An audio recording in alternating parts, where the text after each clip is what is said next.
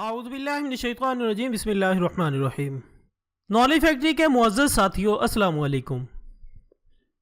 ناظرین اکرام، اللہ رب العزت نے جب اپنے خلیفہ یعنی انسان کی تخلیق کا فیصلہ کیا تو فرشتوں نے اس موقع پر عرض کی کہ اے رب کائنات، یہ زمین میں فساد اور خون خرابہ پیدا کرے گا، جس پر اللہ تعالیٰ کا ارشاد ہوا کہ جو بات میں جانتا ہوں وہ تم نہیں جانتے۔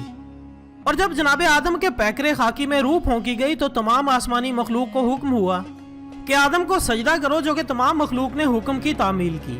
لیکن ابلیس جو کہ جنوں کی نسل میں سے تھا اور اپنی انتہائی عبادت کی وجہ سے اللہ کا مقرب ٹھہر چکا تھا، اس نے یہ حکم ماننے سے انکار کر دیا اور کہا کہ یہ مٹی سے بنا ہے جبکہ میری تخلیق آگ سے کی گئی ہے، سو میں اس مٹی کے پتلے سے افضل ہوں اور اس کو سجدہ نہیں کروں گا۔ جس کے بعد یہ راندہ درگاہ ٹھہرا، مگر اس لعین نے اس وقت بھی اپنے خدا کو یہ چیلنج کرنے کی حماقت کی کہ میں اس کو یعنی انسان کو سیدھے راستے سے بھٹکا دوں گا۔ جس کے بعد ارشاد ہوا کہ جو میرے بندے ہیں وہ تیرے بہکاوے میں نہیں آئیں گے۔ سو دوستو، آج کی اس ویڈیو میں ہم اس لعین پر مزید گفتگو کریں گے۔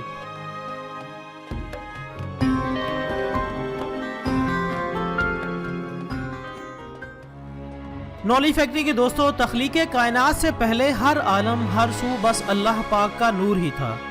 ذات باری تعالیٰ نے اپنے نور سے کچھ حصہ جدا فرمایا اور پھر اس جدا شدہ نور کے مزید دو حصے فرمائے۔ ایک حصے میں خالص نور رکھا جبکہ دوسرے حصے میں کثافت کی آمیزش فرمائی۔ پہلے حصے یعنی خالص نور کو ارواح مقدسہ، ملائکہ، طبقات ارض و سماوات کے لیے مخصوص فرمایا۔ سب سے پہلے نبی آخر الزماں حضرت محمد مصطفیٰ صلی اللہ علیہ وآلہ وسلم کی روح مبارکہ کو تخلیق فرمایا گیا۔ اس کے بعد لوح و قلم، عقل اور باقی کل اجسام کی روحوں کو تخلیق فرمایا گیا۔ پھر کثافت والے نور کو مزید دو حصوں میں تقسیم کیا گیا۔ ایک میں خالص جزو نور تھا جس سے قوم جن کی تخلیق عمل میں آئی۔ چونکہ خالص جزو نور والے حصے میں نار یعنی آگ کا عنصر غالب تھا، اس لیے سرکشی اور نافرمانی جنات کی فطرت میں شامل ہے۔ معزز خواتین و حضرات، قوم جن میں سب سے پہلے تارانوس نامی جن کو تخلیق کیا گیا۔ جس طرح حضرت آدم علیہ السلام کو ابو البشر کہا جاتا ہے، اسی طرح تارانوس کو ابو الجن کہا جاتا ہے۔ تارانوس کی تخلیق ابلیس کی تخلیق سے کم و بیش 1,44,000 سال قبل ہوئی۔ ذات باری تعالیٰ نے انہیں شریعت اور احکامات سے نوازا۔ دوستو، مجھے کوئی مستند حوالہ تو نہیں ملا جس میں ان کی زوجہ کا نام یا تخلیق معلوم ہو سکے۔ البتہ ایک کتاب میں یہ ضرور ملا ہے کہ انہیں روئے زمین پر ایک جن سے مخالف کوئی 300 سال بعد نظر آئیں، جس سے ان کی شادی ہوئی اور نسل بڑھتی رہی۔ ان کے ہاں اولاد کی موت نہیں ہوتی تھی اور یوں ان کی قوم کثیر تعداد میں بڑھتی چلی گئی۔ پھر رفتہ رفتہ ان کی سرکش فطرت ناریت رنگ لائی اور یہ قوم سرکشی پر اتر آئی۔ ان کی بدعمالیوں کے سبب تخلیق کے 36,000 سال بعد کثیر تعداد عذاب موت کی نظر کر دی گئی۔ اب روئے زمین پر کہیں کہیں نیک بستیاں باقی تھیں۔ جب ان کی آبادی بڑھی تو ان کی سرکشی بھی بڑھنا شروع ہو گئی۔ انہی نیک بستیوں میں سے چلپانیس نامی عابد اور پرہیزگار جن کو ان کی رہنمائی کے لیے منتخب کیا گیا، جنہوں نے بحکم خدا ان کی رہنمائی کی بھاگ دوڑ سنبھالی۔ مگر جس کی فطرت میں ہی سرکشی ہو وہ راہ راست پر کبھی نہیں آ سکتے۔ چلپانیس بھی اپنی قوم سے انتہائی بیزار تھے۔ قوم کی بدعمالیوں نے عذاب خداوندی کو دعوت دی اور یوں یہ سب بھی فنا کر دیے گئے۔ چلپانیس کے بعد اس اجڑی ہوئی قوم میں ایک نیک اور پارسا جن بلیکا پیدا ہوئے۔ چلپانیس کی اس اجڑی ہوئی قوم میں ایک نہایت پارسا جن تھے جن کا نام تھا بلیکا، جو بہت عابد اور زاہد تھے، قوم کی بدعمالیوں پر روتے تھے۔ قدرت نے ان کا انتخاب فرمایا، انہیں احکام الہی پہنچانے کے ساتھ ساتھ بادشاہت بھی عطا کی گئی۔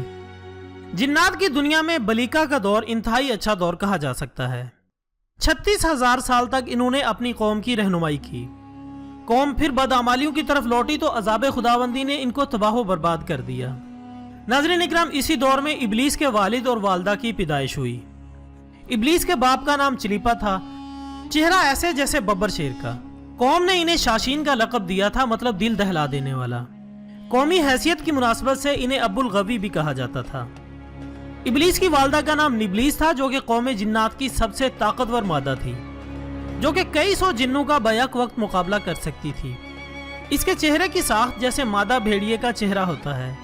ان دونوں کے بارے میں قوم میں یہ مشہور تھا کہ جس قوم میں چلیپا اور نبلیس ہوں وہ کبھی نہیں ہار سکتی اور کوئی طاقت ان کا مقابلہ نہیں کر سکتی۔ اس قوم کی تباہی اور بربادی کے آخری سالوں میں ابلیس یعنی عزازیل کی چلیپا اور نبلیس کی ہاں پیدائش ہوئی۔ اسی دوران یہ قوم اس حد تک نافرمانیوں میں گر گئی کہ آسمان لرز اٹھا۔ بیان ہوتا ہے کہ یہ جنات آسمان تک، بعض کے نزدیک دوسرے آسمان، بعض کے نزدیک تیسرے آسمان تک پہنچ جاتے تھے اور فرشتوں کے لیے باعث تکلیف بنتے تھے۔ تب ذات باری تعالیٰ نے فرشتوں کی فوج کو ان کو قتل کرنے کے لیے بھیجا کہ عہد اور احکام سے غداری کرنے والوں کو عبرت بنا دیا جائے۔ ملائکہ کی فوج روئے زمین پر آئی تو پہلے تو قوم جنات نے ان کا ڈٹ کر مقابلہ کیا۔ چونکہ یہ ملائکہ تھے اس لیے جنات ان کا مقابلہ نہ کر سکے۔ بہت ساری قوم قتل ہوئی، کچھ چھپ گئے اور چھوٹی عمر والوں کو قیدی بنا لیا گیا۔ ان قیدیوں میں عزازیل یعنی ابلیس بھی شامل تھا۔ روایات میں آتا ہے کہ عزازیل یعنی ابلیس کی عمر اس عذاب کے وقت 282 سال تھی۔ اگر 282 سال کی عمر کو دیکھا جائے تو تعجب ہوتا ہے، مگر جب گزرنے والے ادوار کا ان سے موازنہ کیا جائے تو یقیناً یہ ابلیس کا کم عمری کا دور تھا۔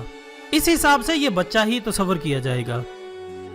خیر دوستو، ملائکہ نے اسے تمام تعلیم سکھائی، آسمانی راز، علوم اور ادب و آداب بھی سکھائے۔ یہ ایک مصلحت تھی کہ یہ بہت جلد سیکھتا رہا، سیکھنے اور عبادت کرنے کے علاوہ اسے کوئی کام نہ تھا۔ یہاں تک کہ اتنا مگن ہو کے سیکھا کہ فرشتے اس کی قابلیت، اس کی عبادت گزاری پر رشک کرتے۔ وقت گزرنے کے ساتھ ساتھ اس کی عزت و توقیر میں اضافہ ہوتا گیا۔ فرشتے اس کے ساتھ رہنے کو باعث فخر سمجھتے تھے۔ پہلے آسمان پر ابلیس کا نام عابد مشہور ہوا۔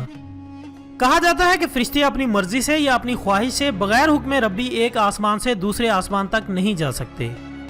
اول تو فرشتوں میں خواہش نفس کا مادہ نہیں، پھر وہ حکم الہی کے پابند ہیں۔ لیکن ابلیس اپنے زہد و تقوی، علم و فضل کی بنا پر دوسرے آسمان تک پہنچ گیا۔ یہاں بھی اس نے اپنی عبادت، ریاضت، علم و مہارت کی شہرت پائی اور ان کو درس دیتا رہا۔ دوسرے آسمان پر ابلیس زاہد کے نام سے مشہور ہوا۔ پھر تیسرے آسمان تک پہنچا، یہاں بھی فرشتوں کو درس و تدریس کرتا رہا۔ تیسرے آسمان پر ابلیس نے بلال کے نام سے شہرت پائی۔ چوتھے آسمان پر ابلیس پہنچا تو یہاں اس کی ملاقات بہت ساری ارواح مقدسہ سے ہوئی۔ یہاں بھی اس کے علم و فضل کے چرچے تھے۔ چوتھے آسمان پر والی کے نام سے مشہور ہوا۔ پھر حکم ہوا کہ چوتھے آسمان سے پانچویں آسمان پر چلے جاؤ۔ یہاں اپنے علم و فضل، ریاضت و اطاعت کی وجہ سے تقی کے نام سے مشہور ہوا۔ چھٹے آسمان پر پہلے ہی اس کے علم و فضل کے چرچے تھے۔ یہاں بھی یہ ملائکہ کو درس دیتا رہا اور ان کا استاد ٹھہرا۔ چھٹے آسمان پر اسے قبازان کے نام سے شہرت ملی۔ لیکن باقی آسمانوں کی نسبت چھٹے آسمان پر ابلیس کا قیام کم رہا۔ ناظرین اکرام، ساتوں آسمانوں پر ابلیس بقائے نور میں رہا اور اسے 7 آسمانوں کے سب ملائکہ کا معلم قرار دیا گیا۔ یہاں پہنچ کر اس نے اپنی عاجزی اور ریاضت کی انتہا کر دی۔ یہاں اس نے فرشتوں کے استاد سردار عزازیل کے نام سے شہرت پائی۔ اور کم و بیش 30,000 سال یہ مقربین کا استاد رہا۔ اس کے بعد اسے حکم ہوا کہ رضوان جو کہ جنت کا داروغہ ہے، اس کی معاونت کرو اور اہل جنت کو اپنے علم و فضل سے بہرہور کرو۔ جنت میں بھی اس نے اپنے علم و فضل کے دریا بہائے اور داروغہ جنت رضوان کو بھی اپنے علم سے سیراب کیا۔ بعض روایات کے مطابق ابلیس 40,000 تک فرض خزانچی انجام دیتا رہا۔ اس دوران ابلیس کے من میں اپنی قوم کا سربراہ بننے، انہیں راہ راست پر لانے کی خواہش جاگی، مگر یہ بغیر حکم خداوندی ممکن نہ تھا۔ پھر جنت سے دوری بھی ابلیس کے لیے جان لیوا تھی۔ ابلیس نے پروردگار عالم سے دعا کی کہ میرے رب، آپ نے میری دلی مراد بخشی، مجھے اتنی طاقت اور ہمت دے کہ میں زمین پر ہر ذرے کو تیرا مطیع اور فرما بردار کر سکوں۔ چنانچہ دعا قبول ہوئی، ابلیس کو طاقت دے دی گئی۔ لیکن ابلیس نے اپنی قوم میں جانے سے پہلے اپنے نائب کو بھیجنے کا منصوبہ بنایا جو کہ اس کی راہیں ہموار کر سکے۔ سب سے پہلے سہلو تلیس بن بلاہت نامی جن کو قوم میں بطور نائب بھیجا، مگر یہ جن واپس نہ پلٹا۔ دوسرا نائب بھیجا گیا، وہ بھی نہ پلٹا۔ یک کے بعد دیگرے ابلیس نے 5 نائب بھیجے، مگر کوئی بھی واپس نہ آیا۔ آخر اس نے آصف بن یاسف نامی چلاک جن کو نائب بنا کر بھیجا تاکہ وہ باقی 5 جنوں کی بھی خبر لے۔ یہ جن بھی بہت عرصہ تک نہ پلٹا تو ابلیس کو فکر لاحق ہوئی۔ آخرکار آصف بن یاسف پریشان حال واپس آیا اور بتایا کہ اپنی قوم ہدایت سننا ہی نہیں چاہتی۔ انہوں نے تمہارے 5 نائبین کو موت کے گھاٹ اتار دیا ہے کہ تم جن ہو کر فرشتوں سے جا ملے ہو۔ یہ سن کر ابلیس مشتعل ہو گیا اور اس نے فرشتوں کی فوج سے کہا کہ تمام بادامال جنوں کو چن چن کے موت کے گھاٹ اتار دو۔ اگر کوئی متقی پرہیزگار نظر آئے تو احترام کے ساتھ میرے پاس لے آؤ۔ اگر کوئی شریعت پر چلنے کا عہد کرے تب بھی اسے نہ مارنا اور میرے پاس لے آنا۔ فرشتوں نے ایسا ہی کیا، بد کرداروں کو چن چن کے مارا گیا اور روئے زمین پر برائی کا خاتمہ ہو گیا۔ بچے کھچے جنات کے ساتھ ابلیس درس و تبلیغ میں مشغول ہو گیا۔ ذات باری تعالیٰ نے جنت، دوزخ، 7 آسمانوں سب کی باغ دوڑ ابلیس کے ہاتھ میں دے دی۔ ناظرین اکرام، یہ وہ دور ہے جب ابلیس نے زمین کے چپے چپے پر سجدہ کیا، کیونکہ جب جی آتا آسمان پر چلا جاتا، جب جی چاہتا زمین کے کسی کونے میں۔ بیان ہوتا ہے کہ زمین کے چپے چپے پر عزازیل نے اللہ تعالیٰ کی عبادت کی ہے۔ معزز ناظرین، ان دنوں اس کے ذہن میں یہ خیال آنا شروع ہوئے کہ اب میرے پاس اتنی طاقت ہے کہ اگر نعوذ باللہ اللہ تعالیٰ دستبردار ہو جائیں تو میں مطلق العنان بن جاؤں، کیونکہ اب میں کمزور نہیں ہوں، میرے پاس بہت طاقت ہے۔ کبھی اسے خیال آتا کہ فرشتوں کو اپنا ہمنوا بنا کر اللہ تعالیٰ سے بغاوت کروں، لیکن بعد میں خود ابلیس اپنے خیالات پر لان تان کرتا کہ جو طاقت دے سکتا ہے وہ واپس بھی لے سکتا ہے۔ اس نے چند ایک فرشتوں سے دبے لفظوں اظہار کیا، رائے جاننا چاہی، مگر فرشتوں نے انکار کیا کہ حکم ربی، منشاء ربی کے خلاف وہ مجال نہیں رکھتے۔ اس کے بعد وقت گزرتا گیا، نظام ویسے ہی چلتا رہا۔ پھر وہ وقت آیا جب جبرائیل علیہ السلام کی تخلیق ہوئی۔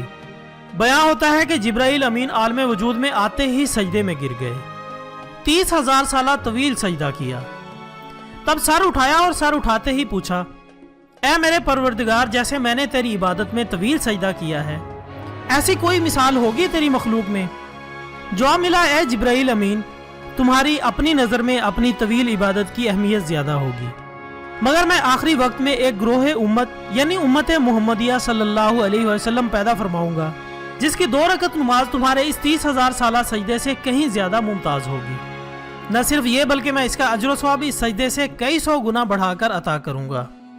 خیر دوستو، ابلیس نے ایک روز دیکھا کہ لوح محفوظ پر آسمانی زبان میں یہ تحریر لکھی ہوئی ہے کہ ہمارا ایک بندہ جسے ہم انواع و اقسام کی نعمتوں سے مالا مال کریں گے، اسے زمین سے آسمان پر پہنچا دیں گے، آسمان سے پھر اسے جنت میں لے جائیں گے، اس کے بعد اسے ایک خاص کام پر مامور کریں گے، لیکن وہ انکار کر دے گا اور بغاوت پر آمادہ ہو جائے گا۔ ابلیس کو یہ پڑھ کر سخت تعجب اور حیرت ہوئی کہ ایسا کون بد نصیب ہوگا۔ ابلیس دوبارہ سجدے میں چلا گیا، سجدے سے سر اٹھا کے دیکھا، اس عبارت کے ساتھ فصیح عربی میں یہ عبارت بھی تحریر تھی، اعوذ باللہ من الشیطان الرجیم۔ ابلیس فوراً بھاگتا ہوا بارگاہ الہی میں حاضر ہوا اور پوچھا، یہ شیطان الرجیم مردود کون ہے جس سے پناہ مانگنی چاہیے؟ ارشاد ہوا، ہے ایک جو نافرمانی کرے گا اور مردود ہو جائے گا۔ ابلیس نے ذات باری تعالیٰ سے عرض کی کہ اے میرے پروردگار، مجھے وہ ملعون دکھا دے تاکہ میں اسے ابھی سے جہنم رسید کر دوں۔ جواب ملا، بہت جلد تو اسے دیکھ لے گا۔ محترم ناظرین، یہ ذہن میں رکھیں کہ ابلیس کا اس واقعے تک نام عزازیل ہے۔ ابلیس اس واقعے کے بعد بہت عرصہ تک شش و پنج میں رہا کہ کون ایسا ہو سکتا ہے۔ کبھی اسے خیال آتا ہے کہ شاید ایسا میں ہی ہوں، اگر میں ہوا تو کیا ہوگا۔ اس خیال سے ابلیس نے فرشتوں کو اپنا ہم خیال بنانے کی کوشش کی، مگر انہوں نے انکار کر دیا۔ اب ابلیس کے ساتھ ایک عجیب معاملہ شروع ہو گیا۔ جب یہ سجدے سے سر اٹھاتا تو سجدے والی جگہ پر لعنت اللہ علی الابلیس لکھا ہوا نظر آتا، مگر وہ اس بات سے بے خبر تھا کہ وہ اپنے اوپر ہی لعنت بھیج رہا ہے۔ یہ وہ دور ہے جب ذات باری تعالیٰ نے فرشتوں سے اپنے نائب کا ذکر فرمایا۔ فرشتوں نے عرض کی کہ ذات باری تعالیٰ وہ زمین میں فساد پھیلائے گا، مگر اللہ رب العزت نے فرمایا کہ جو میں جانتا ہوں وہ تم نہیں جانتے۔ ابلیس نے ایک مرتبہ پھر اس خیال سے فرشتوں کو ہمنوا بنانے کی کوشش کی کہ اگر میں نے بغاوت کی تو کوئی نہ کوئی ہمنوا ہم خیال ضرور ہونا چاہیے، مگر تمام فرشتوں نے یک زبان ہو کر کہا کہ وہ حکم الہی کے سامنے ایسا کرنے کی جرت نہیں رکھتے۔ ابلیس اس جواب سے بہت مغموم ہوا، مگر مشیت ربی تھی، ابلیس کی اس حرکت کے باوجود کوئی نوٹس نہیں لیا گیا۔ معاملات اسی طرح چلتے رہے۔